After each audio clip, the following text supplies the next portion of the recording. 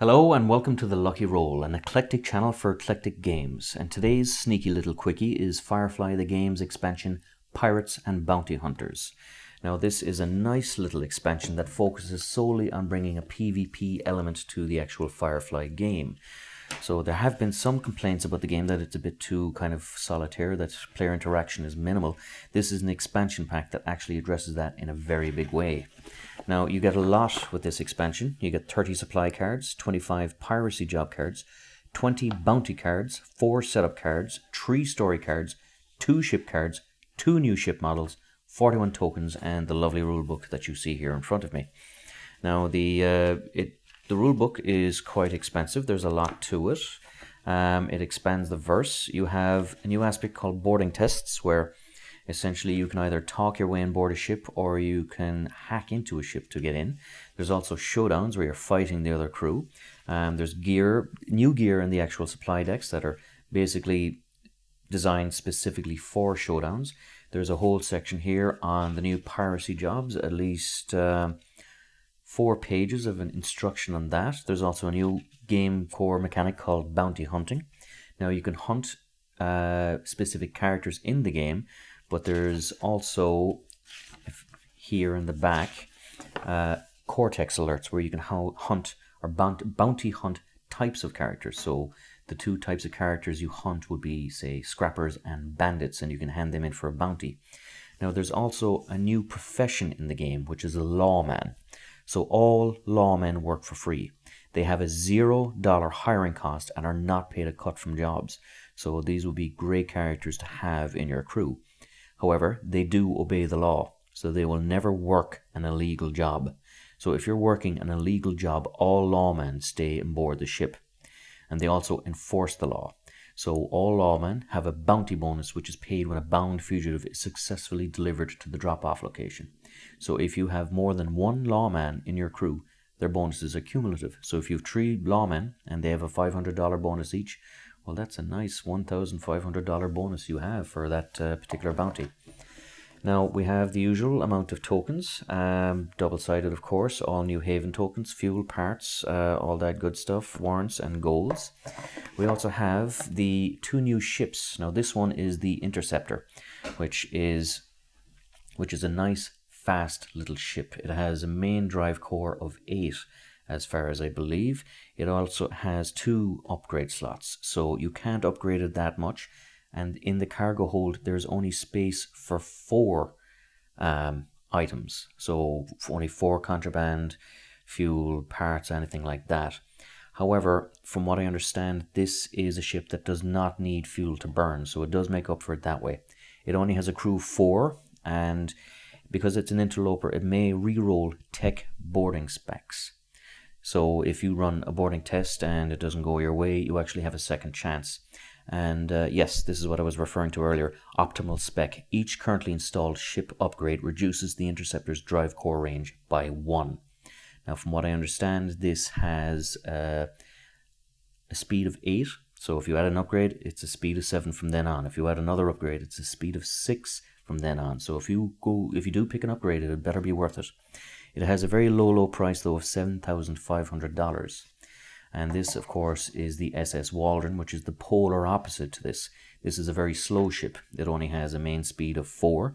It does, however, have 3 upgrade slots, a crew of 6, active jobs of 3, and it costs a hefty $8,600. Now, there's no stash in this ship. It's all cargo, but you do have 15 spaces for your cargo. It comes with, I believe, 3 new story cards, so I'll just open those up and we'll take them out. Now the first one is the choices we make, Jailbreak and Another Man's Treasure. So the choices we make is a nice one that's a bit of varied. It's very PvP focused and it's for experienced players, but you get a gold token every time you complete a piracy job, complete a crime job, deliver a bounty, or complete a smuggling job. And the first player to have 5 gold tokens at the start of their turn wins the game. So this is a story card that focuses on all the new expansion rules and mechanisms. The next one I think is more of a story card in line with the TV show. It's a Jailbreak, where basically You steal a prisoner from Harkin, you bring it to Badger, and then you bring them home. And it's a nice, quick little 2-hour game. The last one is called Another Man's Treasure, and this is another great PvP card. It's solely PvP focused. Basically, you have a haven. You pick your haven planet as usual, and once you go to your haven, you use a work action to drop off sets of 4 contraband, 4 cargo, or 8 parts. And for every job you complete, you get a gold token. The first player with 4 gold tokens wins the game.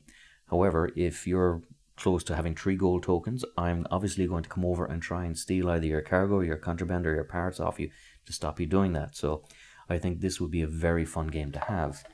There is also, of course, the 2 new ships. So let me just open these up, and yep, they have that new ship smell, which is well, I suppose not too dissimilar to the new car smell.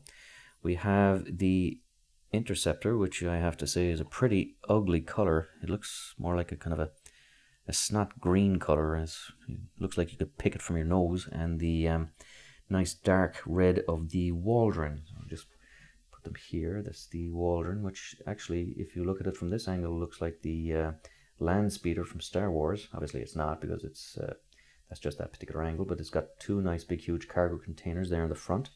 And the Interceptor here as well, right beside it, which is a nice small nifty little ship. We also have a whole host of new cards, and as you can see here, you get an awful lot with them. Now I won't go through the entire deck, I'll just go through the main parts. So these are the new starting cards. We have 2 leadership cards and 2 drive cores. So having a look at the first leader, we have Sash, who is profession is he's a pirate, and when you complete a piracy job, you can steal $500 from the target rival, and he comes with a free hacking rig. Now he has 2 communication and 1 tech score.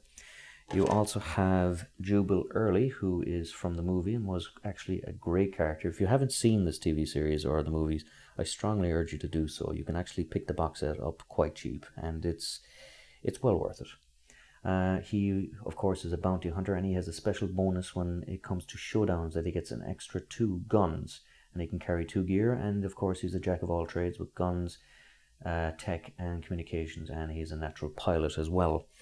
Of course, here we have the drive core. So this is the drive core for the Interceptor. No fuel required to initiate a full burn, and this is also a unique core that cannot be replaced. The same thing here with the Waldron. It's a unique core that cannot be replaced. However, even though it's slow, it's only got a range of 4, it is immune to the heavy load penalty, so it's not completely horrible. You have a whole load of new job cards. So this is Harkin, and one thing I like about this is the new job cards are very distinct from the regular job cards. Now you have 5 new job cards for all the contacts, and they are very clearly marked either piracy or bounty hunters or anything like that. So if you ever need to separate the cards in future and go back to the vanilla edition, it won't be hard to do that. The other little thing is there's no job cards for the expansion packs of Blue Sun and Kaladisha. So if you're worried about buying this, if you don't have those 2 expansions, you needn't worry at all. You can avail of this game fully by still just buying this particular expansion set. Now I'm just going to have a look here at the bounty cards. Now there is a lovely variety of them here. There is a whole load of character cards, including people like Zoe and Simon Tam and poor old River Tam and Jane, and even people like the Grange brothers. And you also have 2 Cortex alert cards. Now these are interesting ones because these are not individual cards, they're more profession cards. So there's a kind of a general bounty on scrappers. Now I think they can be hired for something like an average of $200. So if you pick one up, you can quite simply bring them over to a source in White Sun for a hefty profit of 1,800 euros. And if you pick 2 or 3 of them up in a row, well, quids in. Same thing here with actual enforcers. If you come across any enforcers, you can just pick them up and drop them off at Londinium for a nice hefty bounty. You also have lots of new shop cards, and of course the shops, it's only the shops in the vanilla game, not the Blue Sun or Kaladisha expansion, but They're all focused mainly on the mechanics of the piracy. So you've new bandit cards, you've new firearms, you have, say, booby traps for boarding tests. I'll show you this one. That basically, it puts a -2 score to a rival's boarding tests, and you can also double it up as an explosive card if needs be. There's also another very interesting card here you can get on Osiris, which rivals using guns in showdowns must follow kosherized rules. So that's a very interesting and good card to have if you're someone who's going to be kind of bullied a lot. It forces them to hand-to-hand combat, so it doesn't matter if they've all the gear in the world, they can only use the native combat score for the characters and crew they have. That's essentially it. There's an awful lot in this box. It's a very good price and I would thoroughly recommend it. I'm looking forward to playing this with my gaming group, and if you enjoyed this sneaky little quickie, please like, subscribe, do all the good YouTube stuff, and until next time, good luck and God bless.